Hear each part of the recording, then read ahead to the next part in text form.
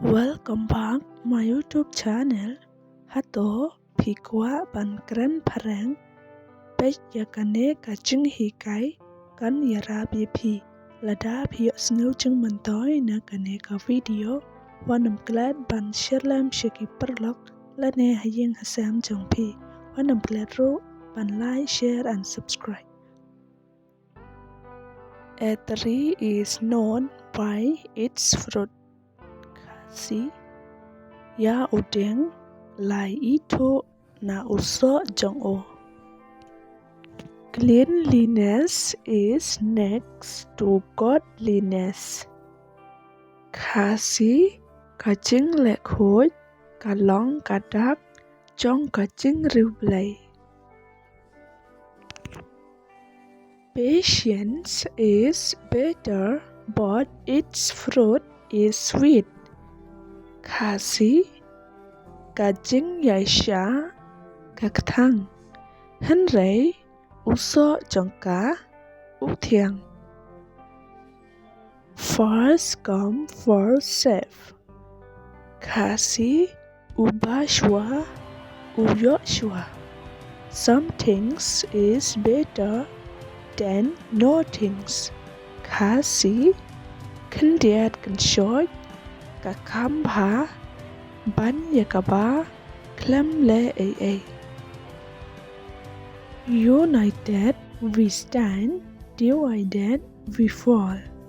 Kasi teli ngin yang sapret ngin kalan. While there is life, there is hope. Kasi kat padang sa kamen sim dang don kajing kerman.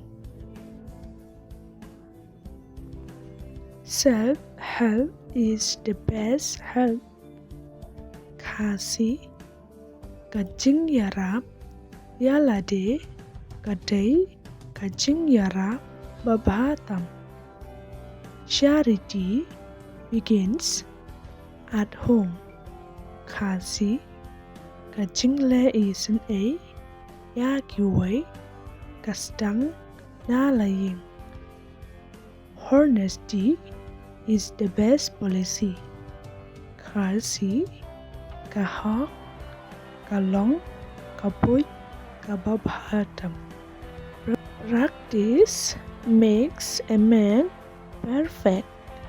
Kasi kajing persyang kapenlong ya ubriu banlong ubajanai. The pen is mightier than the sword. Kasi kham khlanh ukulam ban yakawait lam. Prevention is better than cures.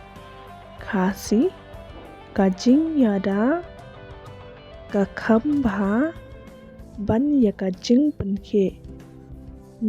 No pain, no gain. Kasi klem kajing pensitam chu yo nong. Empty vessel sound much. Kasi kikiu kibatali kisawabha.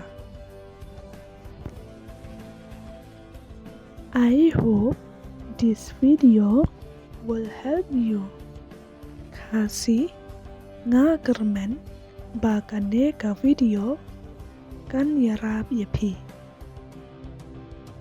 When you lose hope, remember that God always be with us. Kasi haba pidu jing kermen kan mau ba ublay udon barabor batngi. We need to support each other. Kasi ngi don kam ban kershan yuway ya yuway. Your support will inspire others. Kasi kajing kershan jong pi kan ai mensin ya yuway. Don't forget like, share and subscribe. Bye.